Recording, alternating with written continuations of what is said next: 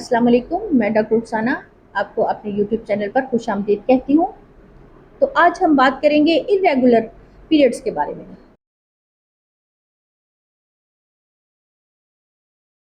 तो आज मैं आपको उसके बारे में काफ़ी सारी इन्फॉर्मेशन दूंगी और बताऊंगी कि इसकी कौन कौन सी काजेज़ होती हैं और इसके लिए कौन सी होम्योपैथिक मेडिसिन बहुत ही ज़बरदस्त काम करती है और किस पोटेंसी में दी जाए तो बहुत अच्छा वर्क करती है। तो आज मैं ये सारी इंफॉर्मेशन आपको दूंगी। तो सबसे पहले बात करते हैं कि नॉर्मल साइकिल क्या होता है। तो नॉर्मल साइकिल नाज़रीन ये होता है कि 22 दिन से लेके 31 दिन तक का जो साइकिल है इसको नॉर्मल साइकिल कहते हैं। ठीक है। और बात आ जाती है कि अगर इससे पहले यानी कि कुछ औरतें ऐसी होती हैं कि जिनका पीरियड्स जो हैं वो 22 दिन से पहले ही एक दफ़ा 22 डेट को आए, 22 दिन के बाद आए, तो दूसरी दफ़ा तकरीबन वो 17-18 दिन में आ गए।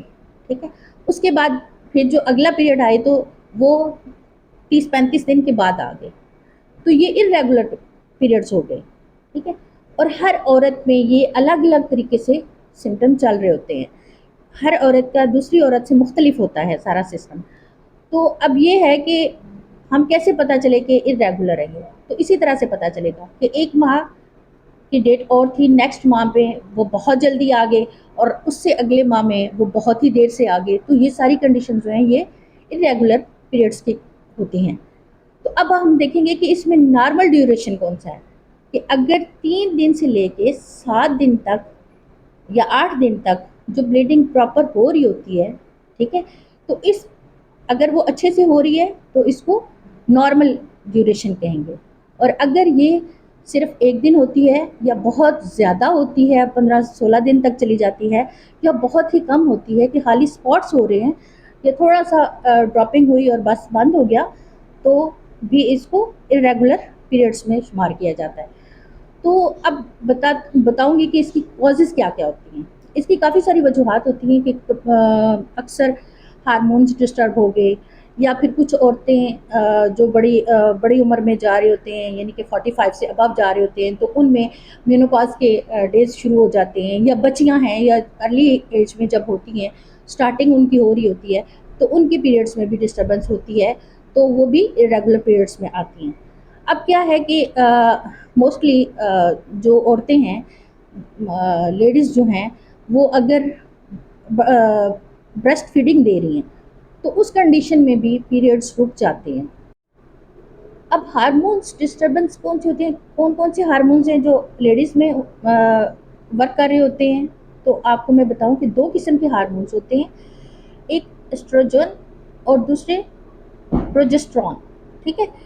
तो ये दोनों किस्म के हार्मोन्स में अगर कोई कमी पेशी हो जाती है या इनमें इम्बैलेंस हो जाते हैं तो उनकी वजह से भी इरेगुलर पीरियड्स जो है ना वो हो जाते हैं।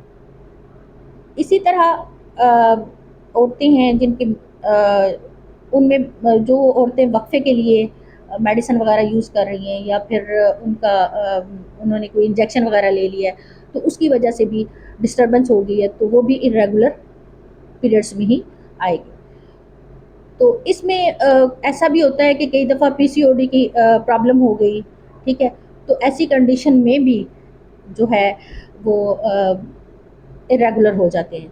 थायराइड का मसला बन गया तो थायराइड की प्रॉब्लम की वजह से भी इरेगुलर पीरियड्स हो जाते हैं।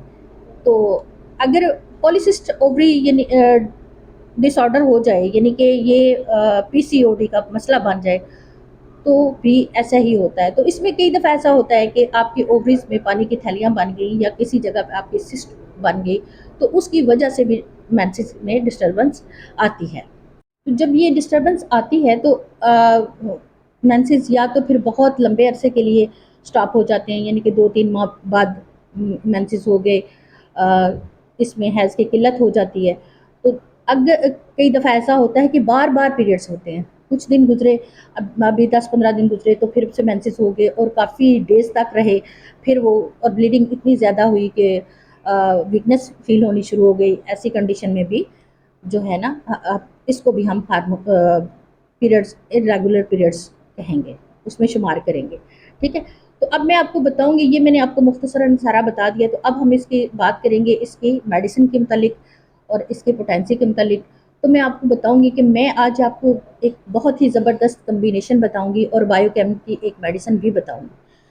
तो आप इसको अप्लाई कीजिएगा, इससे बहुत ही अफाका होता है। मेरे अपने क्लिनिक पर अक्सर ये यूज़ करवाती हूँ। तो अगर आपको इरेगुलर कंडीशन में अगर तो बहुत ज़्यादा पीरियड्स आ रहे हैं तो भी आप इसको इस्तेमाल करें तो धीरे धीरे इंशाल्लाह फ़र्क पड़ जाएगा। और अगर ये बहुत ही कम हो रहे हैं मेंसेस तो भी हार्मोन्स डिस्टर्ब हुए हैं तो भी हार्मोन्स को ठीक करेगी। तो ये मेडिसिन ज़्यादातर हार्मोन्स को ठीक करती है और इरेगुलर जो पीरियड्स हैं उनको रेगुलर करने की कोशिश करती है। तो इसमें ये एक कम्बिनेशन है, इसमें 2 किस्म के मदर टिंचर्स हैं। एक तो अशोका मदर टिंचर होगा और दूसरी मेडिसिन है एब्रोमा अगस्टिस। तो ये भी मदर टिंचर में आपने लेनी है, अशोका भी मदर टिंचर में लेनी है। और उसी तरीके से जैसे मैंने आपको बताया था कि आप 30-30 ml की ले लेंगे, तो एक 100 ml की आप बॉटल ले लें, उसमें 30-30 डाल लें और उसको खूब उसको हिलाएं। ठीक है, हिलाने के बाद आप इसके 30-30 ड्रॉप्स 1 घूंट पानी में सुबह दोपहर शाम लें, तो इंशाल्लाह काफ़ी अफाका होगा। दूसरा मैं बायोकेमिक की मैं आपको एक मेडिसिन बता रही थी कि बायोकेमिक में नंबर 15 जो है ना, आप उसको यूज़ करवाएं तो उसका भी बहुत ही ज़बरदस्त रिज़ल्ट है। अब उसमें क्या है कि आपने 4 टैबलेट्स सुबह दोपहर शाम लेनी है। अब टैबलेट जो है ना आपने खाली मुंह में डाल के चूस लेनी है, इनको पानी के साथ नहीं लेना है। ठीक है। और इसी तरह से अक्सर औकात में इस तरह होता है कि अगर ब्लीडिंग बहुत ज़्यादा हो रही है और बहुत ही ज़्यादा वीकनेस फील हो रही है तो ऐसी कंडीशन में मैं सीपिया 200 भी देती हूँ सुबह शाम। आपने 5-5 कतरे डायरेक्ट ज़ुबान पर लेने होते हैं। और पल्सा टीला भी इसके लिए बहुत ही अच्छा काम करती है। अगर ब्लीडिंग कम हो रही है, बहुत ही कम मेंसेस आते हैं, बस स्पॉटिंग होती है या दाग लगता है, बस उसके बाद ख़त्म हो जाती है, 1-2 दिन की प्रॉब्लम होती है और तकरीबन 1.5-1.5 2-2 माह मेंसेस नहीं होते, तो ऐसी कंडीशन में मैं पल्सा टीला का भी यूज़ करवाती हूँ। तो पल्सा टीला 200 में सुबह शाम आप लें तो भी ये बहुत ही अच्छा रिज़ल्ट देगी। चलें जी, अब मुझे इजाज़त दें, इंशाल्लाह नेक्स्ट वीडियो में दोबारा मिलेंगे किसी अच्छे टॉपिक के साथ। अल्लाह हाफ़िज़।